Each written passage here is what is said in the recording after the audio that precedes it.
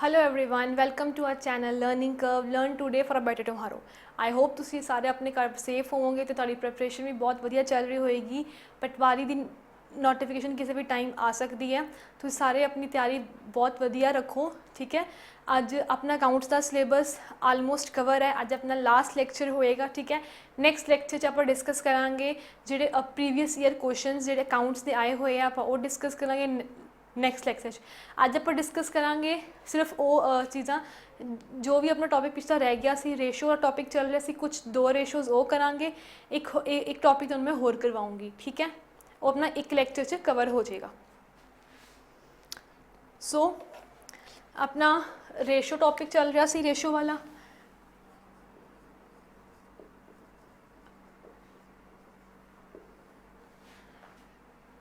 ਆਪਾਂ ਜਿੰਨੀਆਂ ਵੀ ਰੇਸ਼ੋਜ਼ ਕੀਤੀਆਂ ਆਈ ਹੋਪ ਤੁਹਾਨੂੰ ਸਮਝ ਆਈ ਹੋਏਗੀ। ਅੱਜ ਆਪਾਂ ਡਿਸਕਸ ਕਰਾਂਗੇ 2 ਨਿਊ ਰੇਸ਼ੋਜ਼। ਗ੍ਰੋਸ ਪ੍ਰੋਫਿਟ, ਪਹਿਲੀ ਆਪਣੀ ਗ੍ਰੋਸ ਪ੍ਰੋਫਿਟ ਰੇਸ਼ੋ।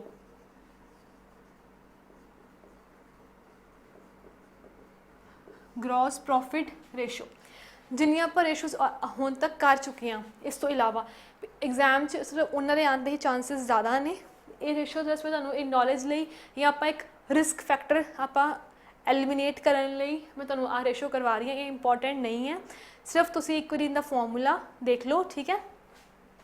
ਇਹਦਾ ਫਾਰਮੂਲਾ ਕੀ ਹੈ? ਆਪਾਂ ਗ੍ਰੋਸ ਪ੍ਰੋਫਿਟ ਦਾ ਨਿਕਾਲਣਾ ਸਿੱਖਿਆ ਹੀ ਹੋਇਆ ਕਿ ਗ੍ਰੋਸ ਪ੍ਰੋਫਿਟ ਕਿਵੇਂ ਨਿਕਾਲੀਦਾ।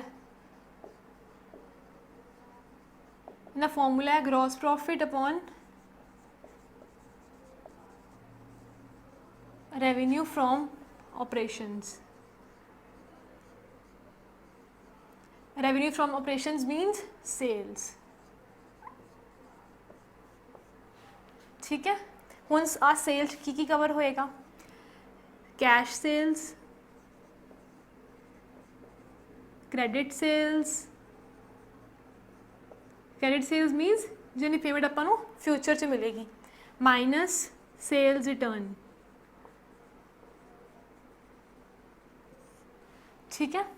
सेल्स की कवर होएगा cash sales plus credit sales minus sales return. इनका फॉर्मूला है ग्रॉस प्रॉफिट रेशो का। जो इनका आंसर आएगा वो आएगा इन टर्म्स ऑफ परसेंटेज। जो इनका आंसर आएगा वो आएगा इन टर्म्स ऑफ परसेंटेज, ठीक है। इन रिगार्डिंग आप सब तो आप ग्रॉस प्रॉफिट देखने आप ग्रॉस प्रॉफिट निकालना सीखा ही होया पहला।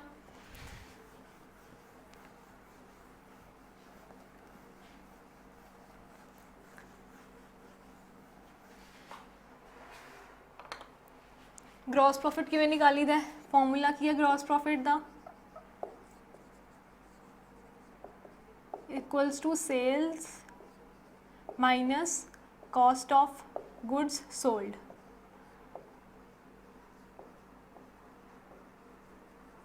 ठीक है। इनका फॉर्मूला है कॉस्ट ऑफ गुड्स सोल्ड का फॉर्मूला भी आप ऑलरेडी किया ही होया। Opening stock plus net purchases plus direct expenses minus closing stock. ये फॉर्मूला है कॉस्ट ऑफ गुड्स सोल्ड का। तो ग्रॉस प्रॉफिट कितना आ जाएगा? Sales minus cost of goods sold. Next कई बार होंगे अपन gross profit in terms of percentage दिता होंगे, लाइक 20% ऑफ सेल्स या 25% ऑफ कॉस्ट, है ना। तो उस तरीके नाल भी ग्रॉस प्रॉफिट निकल सकता है, ठीक है। हुण अपन इनका एक क्वेश्चन देख लैंदे आ। ये पेपर पॉइंट ऑफ व्यू नाल रेशो वाली इंपॉर्टेंट नहीं है, जिन्नियां आप पहले कर चुके हैं वो इंपॉर्टेंट सी, ठीक है। फर्स्ट क्वेश्चन है अपना revenue from operation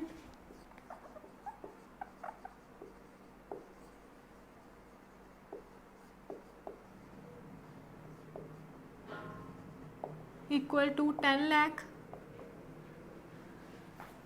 gross profit 2 lakh.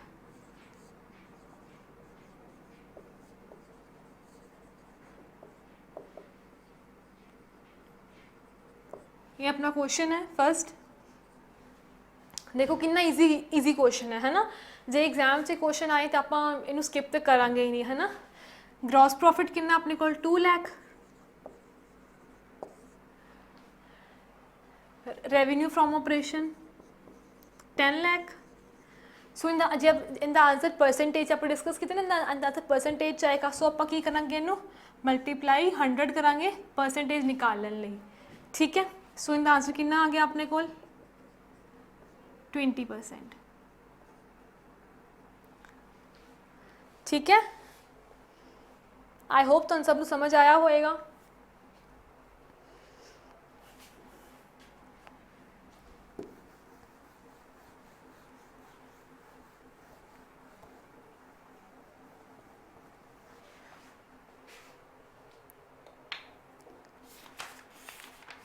Next question है अपना cash sales 1 lakh,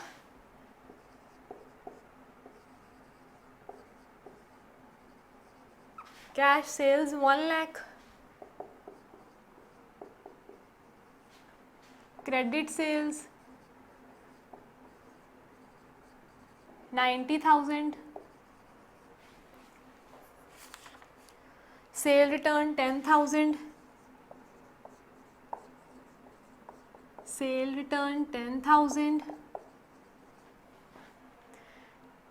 cost of goods sold 80,000, cost of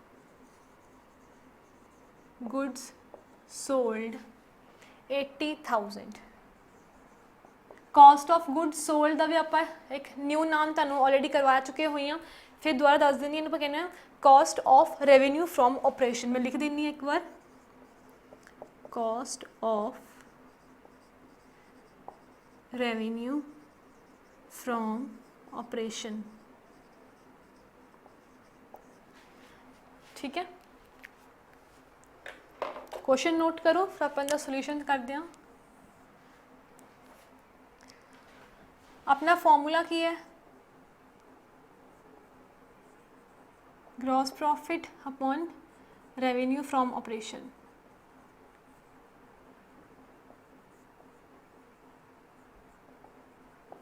ठीक है, आप देखिया सी कि आप रेवेन्यू फ्रॉम ऑपरेशन की लेना सीगा कैश सेल्स, क्रेडिट सेल्स ते सेल रिटर्न माइनस करनी सी। देखो किन्नी आ रही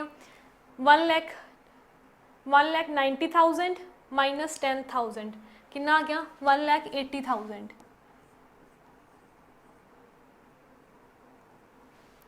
ठीक है, सेल अपने को कितनी आ गई 1,80,000।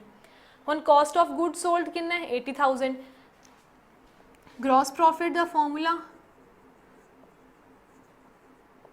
Sales minus cost of good sold. Sales कितनी अपनी 1,80,000 माइनस 80,000 कितना आ गया अपने को 1 लाख। ये अपने को आ गया ग्रॉस प्रॉफिट, उत्थे फिल कर देंगे इंटू 100। ठीक है, ये अपना कितना आ जाएगा 55%। ये अपना आ गया आंसर। ठीक है, नोट कर लो इनू।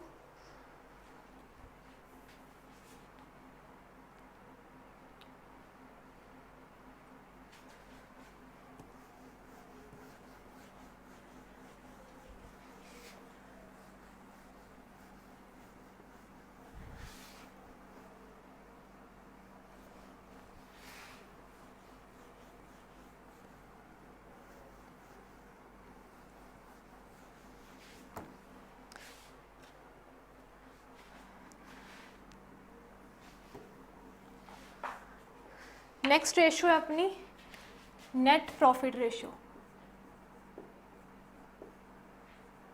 नेट प्रॉफिट रेशो इनका फॉर्मूला भी आलमोस्ट ग्रॉस प्रॉफिट रेशो वर्गा ही है। फॉर्मूला की होएगा इनका net profit upon revenue from operation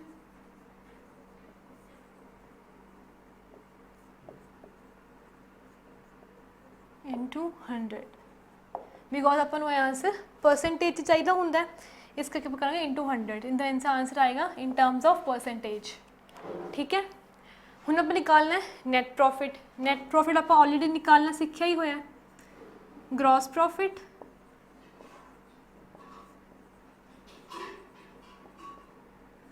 plus indirect income, indirect income minus indirect expenses.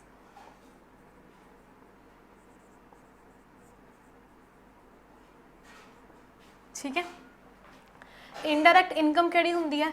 Indirect income ਉਹ ਹੁੰਦੀ ਹੈ ਜਿਹੜੀ ਸੇਲ ਤੋਂ ਇਲਾਵਾ, ਜੋ ਇੱਕ ਬਿਜ਼ਨਸ ਦੀ ਜਿਹੜੀ ਡਾਇਰੈਕਟ ਇਨਕਮ ਹੁੰਦੀ ਹੈ ਉਹ ਸਿਰਫ ਸੇਲ ਹੁੰਦੀ ਹੈ, ਠੀਕ ਹੈ। ਇਨਡਾਇਰੈਕਟ ਇਨਕਮ ਕਿਹੜੀ ਹੋ ਸਕਦੀ ਹੈ? Interest received,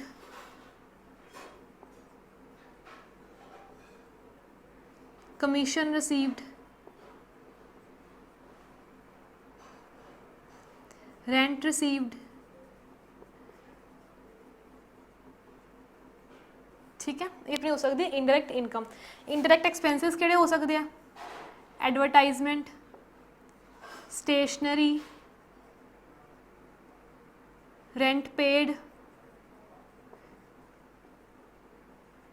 interest paid,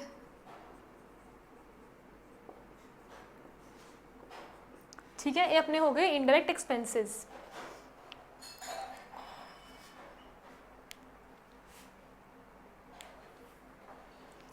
formula note कर लिया नैट प्रॉफिट रेशो का। आप कर देंगे questions.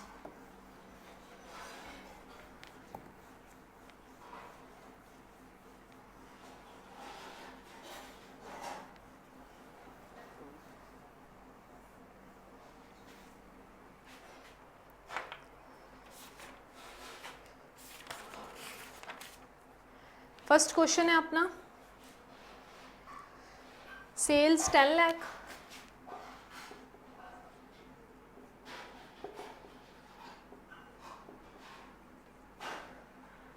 Cost of goods sold 5,20,000,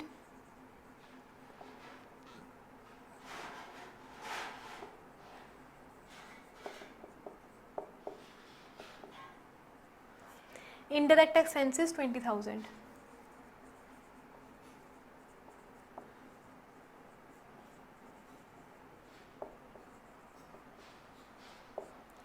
find की करना है आप नैट प्रॉफिट रेशो।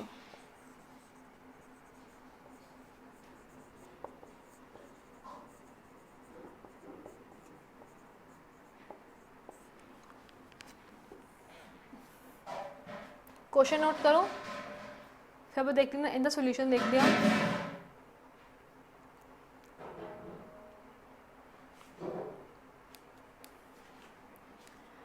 अपन फॉर्मूला की अपना नेट प्रॉफिट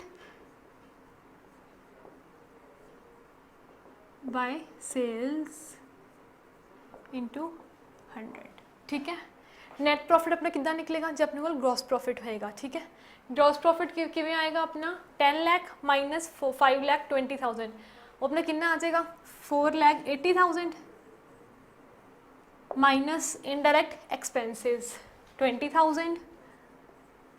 ये अपना क्या आ गया? Net profit. सेल्स कितनी अपनी 10 लाख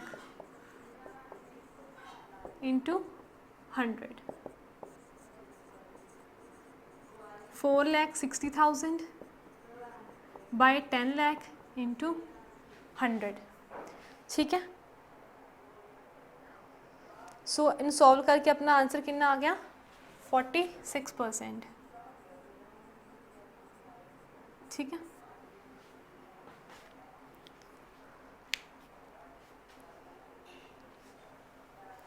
सो ये सी अपना चैप्टर रेशियो एनालिसिस, ठीक है। तो हजे तक जिन्हें भी रेशोज़ करवाइया एग्जाम इन्होंने रेशोज़ ही थोड़ा पेपर आएगा। पेपर का लैवल बहुत ईजी होएगा, अकाउंट्स बहुत डिफिकल्ट लैवल का नहीं आएगा। जो भी तुहानू ये करवाया गया है इस जो लैवल होएगा पेपर का इस तो लो ही होएगा, हाई लैवल नहीं होएगा एग्जाम का, ठीक है। तुसी अपने तुहानू जिन्हें भी नोट्स बनवाए गए, तुसी अपने जो नोट्स बनाए हैं, क्वेश्चन सॉल्व किए हैं, तुसी सिर्फ उन्होंने चंगा रिवाइज़ करो। जो आप थ्रैटिकल कंसैप्ट्स किए हैं उन्होंने रिवाइज़ करो, ठीक है। ये अपना टॉपिक हो गया कंप्लीट। नेक्स्ट टॉपिक है अपना एक न्यू टॉपिक आप स्टार्ट कर रहे हैं हुण।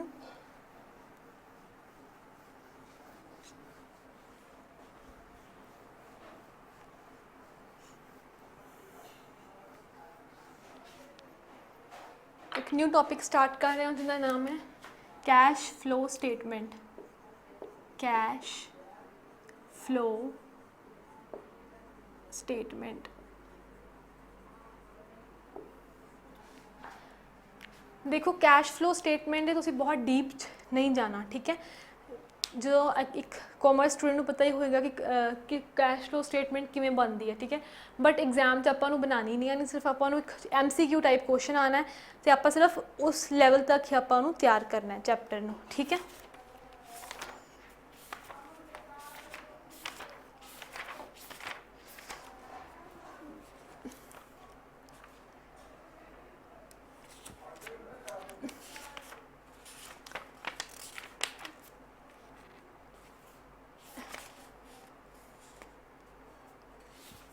ਅਕਾਊਂਟ ਸਭ ਤੋਂ ਪਹਿਲਾਂ ਆਪਾਂ ਇਹ ਦੇਖਣਾ ਹੈ ਕਿ ਜਿਹੜਾ ਕੈਸ਼ ਫਲੋ ਸਟੇਟਮੈਂਟ ਹੈ ਉਹਨੂੰ ਅਕਾਊਂਟਿੰਗ ਸਟੈਂਡਰਡ ਕਿਹੜਾ ਲੱਗਦਾ ਹੈ।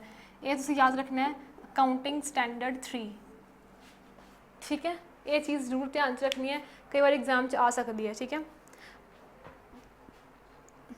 ਹੁਣ ਕੈਸ਼ ਫਲੋ ਸਟੇਟਮੈਂਟ ਦੇ ਅੰਡਰ 3 ਕੈਟੇਗਰੀਜ਼ ਹੁੰਦੀਆਂ। Cash flow from operating activities,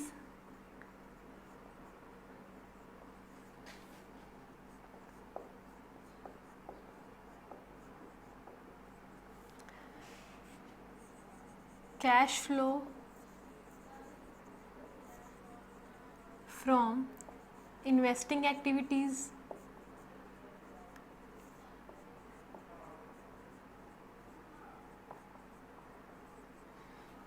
third है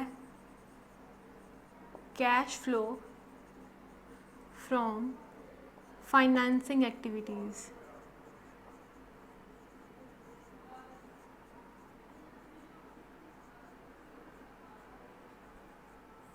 ठीक है। ਹੁਣ एग्जाम 'ਚ ਤੁਹਾਨੂੰ क्वेश्चन ਕਿੱਦਾਂ ਆਏਗਾ, ਤੁਹਾਨੂੰ ਕੋਈ ਆਈਟਮ ਦੇ ਦਿੱਤੀ ਜਾਏਗੀ, ਕੁਛ ਹੁਣ एग्जाम 'ਚ ਤੁਹਾਨੂੰ क्वेश्चन ਕਿੱਦਾਂ ਆਏਗਾ, ਤੁਹਾਨੂੰ ਇੱਕ ਆਈਟਮ ਦੇ ਦਿੱਤੀ ਜਾਏਗੀ, ਜਿਵੇਂ ਕੁਛ ਵੀ like issue of equity shares, ਠੀਕ ਹੈ। ਆਪਾਂ ਦੱਸਣਾ ਹੋਏਗਾ ਕਿ ਉਹ ਆਈਟਮ ਕਿਹੜੀ ਐਕਟੀਵਿਟੀ ਦੇ ਅੰਡਰ ਆਏਗੀ, ਆਪਰੇਟਿੰਗ ਦੇ ਅੰਡਰ ਆਏਗੀ, ਇਨਵੈਸਟਿੰਗ ਦੇ ਅੰਡਰ ਆਏਗੀ ਜਾਂ ਫਾਈਨੈਂਸਿੰਗ ਦੇ ਅੰਡਰ ਆਏਗੀ, ਠੀਕ ਹੈ। ਹੁਣ ਆਪਾਂ ਇੱਕ ਇੱਕ ਕਰਕੇ ਡਿਸਕਸ ਕਰਦੇ ਹਾਂ ਕਿ ਕਿਹੜੀ ਆਈਟਮ ਕਿਹੜੀ ਕੈਟੇਗਰੀ 'ਚ ਆਏਗੀ, ਠੀਕ ਹੈ। ਸਭ ਤੋਂ ਪਹਿਲਾਂ ਆਪਾਂ ਡਿਸਕਸ ਕਰਦੇ ਹਾਂ ਆਪਰੇਟਿੰਗ ਐਕਟੀਵਿਟੀ, ठीक है। ऑपरेटिंग एक्टिविटीज़ के अंडर की आएगा, ऑपरेटिंग एक्टिविटीज़ के अंडर आएगा डेप्रीसीएशन, ठीक है। डेप्रीसीएशन, गुडविल रिटर्न ऑफ, जे अपनी गुडविल घट रही है तो उन्होंने वो कहने रिटर्न ऑफ, वो आएगी ऑपरेटिंग एक्टिविटीज़, ठीक है। होर प्रीलिमिनरी एक्सपेंसिस तुहानूं दस्सिया होया पहला की होंदे आ प्रीलिमिनरी एक्सपेंसिस।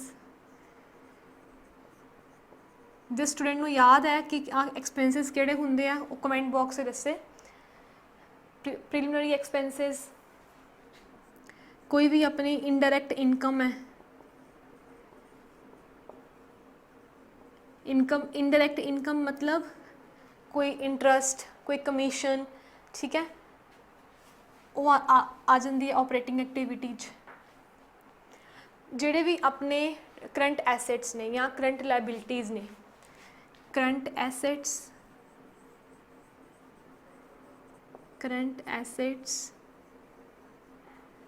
करंट लाइबिलिटीज़,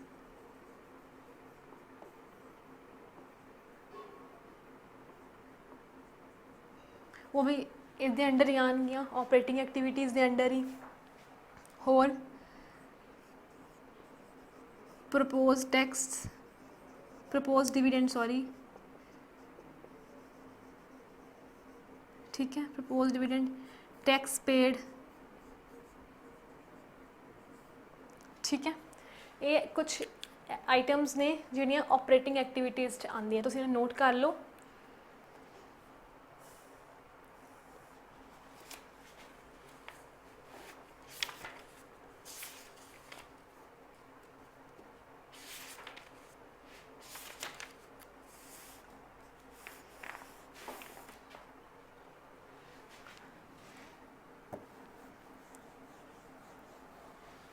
देखो ਤੁਹਾਨੂੰ कैश फ्लो स्टेटमेंट ਦੇ ਇੰਨਾ ਡੀਪ ਜਾਣ ਦੀ ਜ਼ਰੂਰਤ ਨਹੀਂ ਹੈ ਬਿਕੋਜ਼ ਪੇਪਰ ਸਿਰਫ ਇੱਕ MCQ ਆਣਾ ਹੈ ਤੇ ਸਿਰਫ ਆਪਾਂ ਇੱਕ MCQ ਲਈ ਆਪਾਂ ਇਹ ਚੈप्टर प्रिपेयर कर रहे हैं। ठीक है, नेक्स्ट है अपना कैश फ्लो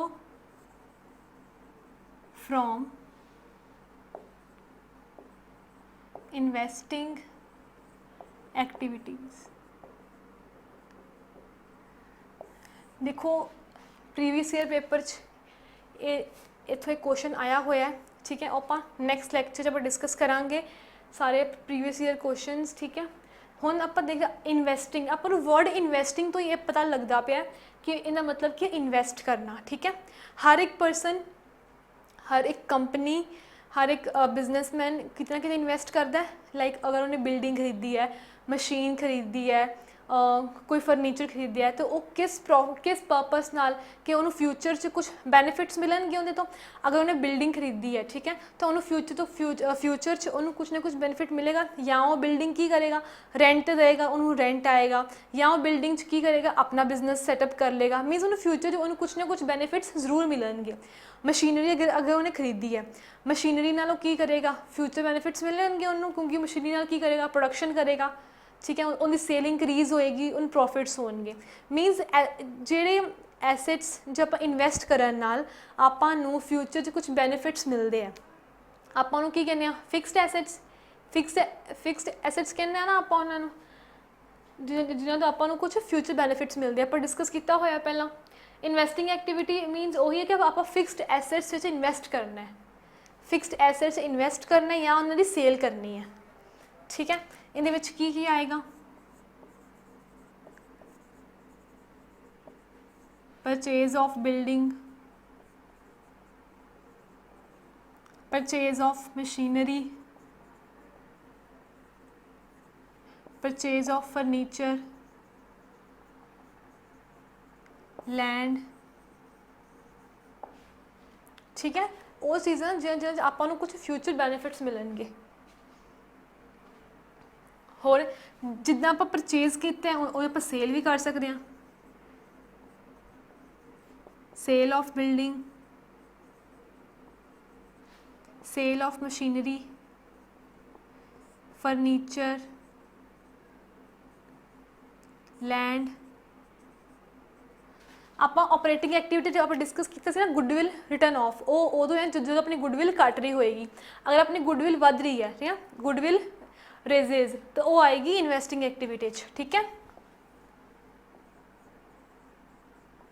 गुडविल इंक्रीजेज, जो इंक्रीज होएगी वो आएगी इन्वेस्टिंग, अगर डिक्रीज हो रही है तो वो आएगी ऑपरेटिंग। ठीक है,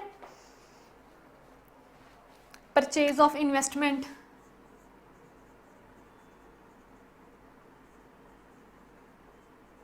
परचेज ऑफ इन्वेस्टमेंट या sale of investment. Means fixed assets दे सेल एंड परचेज नूं, ठीक है, वो आपां इहनूं कित्थे कैटेगराइज करते हैं, इन्वेस्टिंग एक्टिविटी। फिक्सड एसेट्स दे सेल परचेज नूं आपां कित्थे कैटेगराइज करते हैं, इन्वेस्टिंग एक्टिविटीज़। ठीक है, हुण गुडविल है, गुडविल की जगह कुछ भी हो सकता है, ट्रेडमार्क भी हो सकता है, ट्रेडमार्क्स, पेटेंट्स,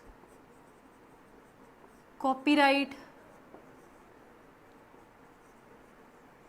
मीनस जिहड़े फिक्सड एसेट्स ने, जिहड़े भी आप फिक्सड एसेट्स की लिस्ट बनाई हुई है ना, फिक्सड एसेट भी दो तरह के होंगे, टेंजीबल एंड इनटेंजीबल। ठीक है, टेंजीबल किहड़े होंगे हैं जिन्हें आप देख सकते हैं, टच कर सकते हैं। इनटेंजीबल किहड़े होंगे हैं जो आप टच नहीं कर सकते, देख नहीं सकते। ठीक है, गुडविल, ट्रेडमार्क, पेटेंट, कॉपीराइट, ये की ने अपने इनटेंजीबल, बाकी की ने अपने टेंजीबल। ठीक है, टेंजीबल एंड इनटेंजीबल दोनों की आप सेल तो परचेज नूं किहड़ी कैटेगरी च आप करते हैं, इन्वेस्टिंग एक्टिविटीज़ आप उन्होंने कैटेगराइज करते हैं। ठीक है, ये सी अपना investing activity.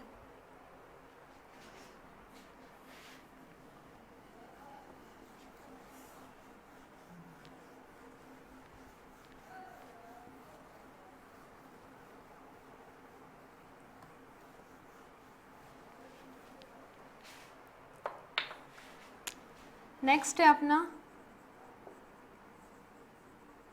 Cash flow from financing activities.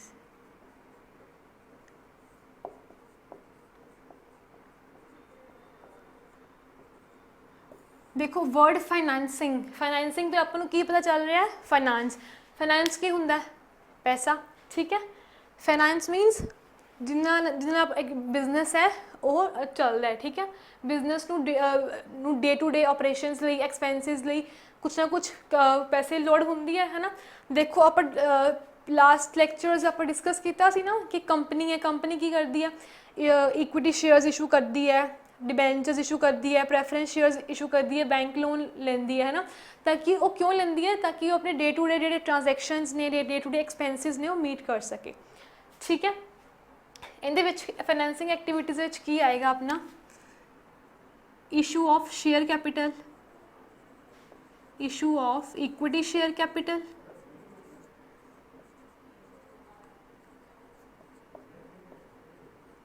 इना मतलब कि issue of equity share capital मीनस company ने इन्वेस्टर्स ਨੂੰ ਕਿਹਾ ਹੈ ਕਿ ਤੁਸੀਂ ਸਾਨੂੰ ਪੈਸੇ ਦੀ ਲੋੜ ਹੈ बिजनेस ਅਸੀਂ एक्सपेंड कर रहे हैं इस करके ਤੁਸੀਂ ਹੋਰ इन्वेस्ट करो तो फिर इन्वेस्टर्स ने सोचा कि ठीक है आप होर इन्वेस्ट कर लेने इस करके कंपनी ने की इशू किया कंपनी ने शेयर्स इशू किए फिर वो जो इन्वेस्टर्स ने वो कंपनी को की देंगे कैश ठीक है इहदे जिवें इक्विटी शेयर कैपिटल जिवें प्रैफरेंस शेयर कैपिटल भी हो सकता है प्रैफरेंस शेयर्स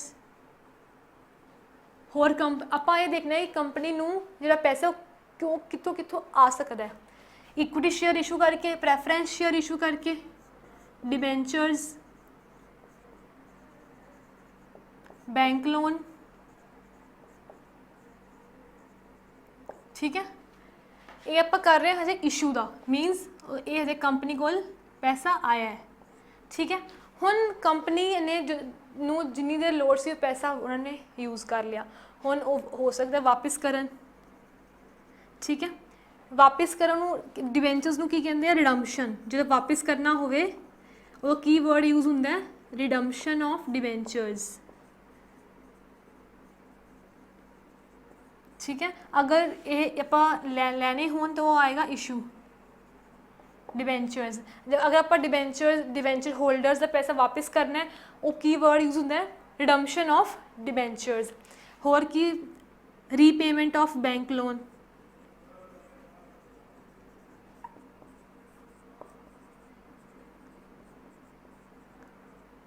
मीनस आप एक्टिविटी से ये देखना होंदा है कि पैसा आ भी सकता है पैसा जा भी सकता है ना जिवें आप इन्वेस्टिंग एक्टिविटीज आप देखिए असीं परचेज भी की है सेल भी की है ना परचेज जो आप एसेट्स परचेज करांगे अपने को कैश जाएगा है ना कैश आउटफ्लो होएगा मीनस आउट जाएगा अगर आप सेल करांगे तो उन्होंने की होएगा कैश अपना इनफ्लो होएगा मीनस अपने को आएगा सेम यही है फाइनेंसिंग एक्टिविटीज़ अगर आप इशू किया है equity share capital preference share capital debentures bank loan अगर आप लिया है ठीक है अपने को कैश की होएगा इनफ्लो है ना रिडम्पशन ऑफ डिबेंचर्स जो आप डिबेंचर होल्डर्स उन्होंने पैसा वापस करांगे तो अपने को कैश की होएगा आउटफ्लो वापस जाएगा बैंक लोन आप लिया होया सी आप उनकी रीपेमेंट करांगे तो वो भी की होएगा बाहर अपना कैश आउटफ्लो होएगा ठीक है होर की आएगा इहदे विच जो इक्विटी शेयर कैपिटल भी अपनी मतलब हो सकती है वापस आप इक्विटी शेयर्स में पैसा वापस कर सकते हैं है ना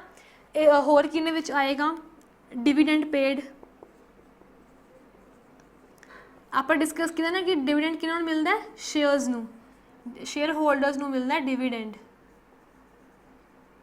ठीक है आप अपने इन्वेस्टर्स नू डिविडेंड पे करांगे वो भी इहदे विच आएगा इंटरस्ट पेड डिबेंचर होल्डर्स नू या बैंक लोन ते इंटरस्ट पेड करांगे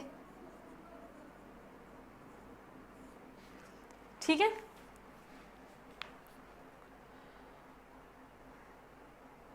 सो ये ने अपने फाइनेंसिंग एक्टिविटीज़ दी आइटम्स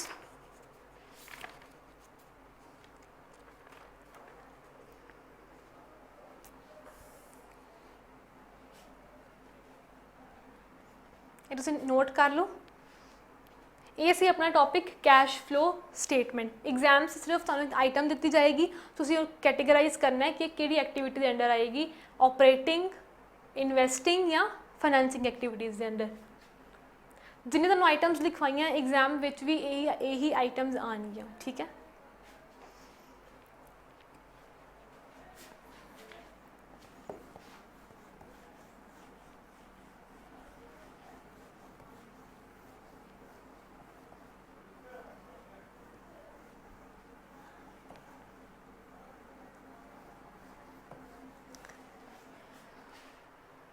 देखो अपने टॉपिक सारे कवर हो गया, हुण आपां मैं तुहानूं कुछ दसदी हां ये छोटी छोटियां गल्लां जो एग्जाम विच पुछियां जा सकदियां, ठीक है। ये तुसीं ध्यान च रखना है। Public company, private company,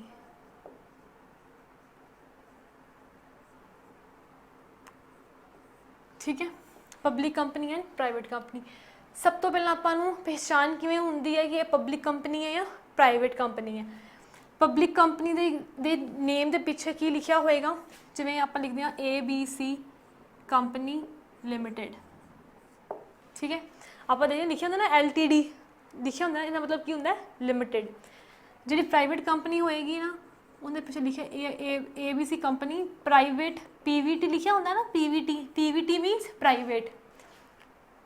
private limited, ठीक है। हुण आपां देखते हैं मैंबरस कि मैंबरस किन्ने किन्ने अलाउ होंदे है, मीनस किन्ने परसनस किन्ने शेयर होल्डर्स इन्वेस्ट कर सकते हैं, ठीक है। पब्लिक कंपनी विच किन्ने अनलिमिटेड, मीनस कोई भी रिस्ट्रिक्शन नहीं हैगी, मीनस कोई भी रिस्ट्रिक्शन नहीं हैगी।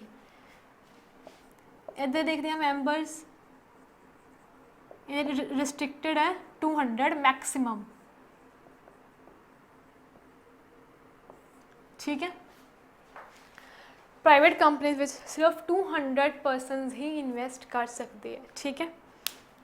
हम अब देखते हैं डायरेक्टर्स। डायरेक्टर्स कौन होंगे है, जो कंपनी दे डे टू डे ऑपरेशंस देखते हैं, ठीक है। आप सुनिएगा ना कंपनी का डायरेक्टर है या बैंक का डायरेक्टर है ना। पब्लिक कंपनी किन्ने मिनिमम 3 है, मिनिमम है 3 मिनिमम, मीन घट्टो घट्ट 3 चाहिए है। तो प्राइवेट कंपनी डायरेक्टर मिनिमम किन्ने है 2,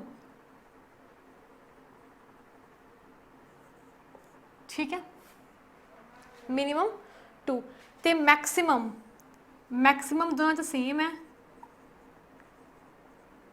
15, ठीक है। Public company private company, public company दे नेम सिर्फ लिमिटेड लिखा होंदा है, private is private limited. Members public company कोई रिस्ट्रिक्शन नहीं है, प्राइवेट कंपनी 200 मैक्सिमम हो सकते हैं। Directors 3 minimum 2 minimum and maximum 15, दोनों तो सेम है,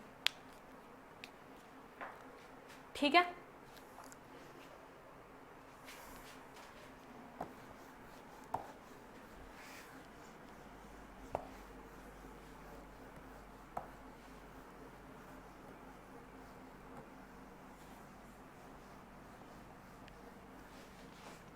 हुण अपना नैक्सट एक छोटा टॉपिक है पार्टनरशिप।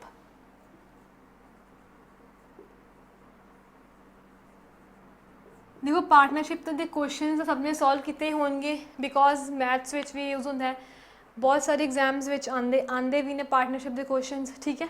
सो मैं तुहानूं वो क्वेश्चन नहीं करवाऊँगी ਜਿਹੜੇ आप ऑलरेडी किए हुए, लाइक अपन प्रॉफिट दिता होएगा, प्रॉफिट दिता होया रेशो दी हुई है जो आप डिवाइड करना है, ठीक है। वो तो सबनों आंदा ही है, ठीक है, मैथ्स विच भी यूज़ होंदा है। सो मैं तुहानूं इहदी बेसिक पहल दसांगी पार्टनरशिप हुंदी की है। पार्टनरशिप हुंदा है जो कुछ परसनस एग्री करते हैं कि आप इकट्ठे कुछ अमाउंट, हर एक परसन अपने कुछ ना कुछ अमाउंट लगाएगा तो एक आप बिजनेस स्टार्ट करांगे। आप बहुत सुने होएगा ना कि बिजनेस पार्टनर्स ने, है ना, उन्होंने कहते हैं पार्टनरशिप। पार्टनरशिप सब तो पहले आप गल करते हैं पार्टनरशिप डीड की। पार्टनरशिप डीड, ये वर्ड नूं प्लीज़ ध्यान च रखियो क्योंकि एग्जाम च क्वेश्चन आ सकता है कि पार्टनरशिप डीड की होंदी है।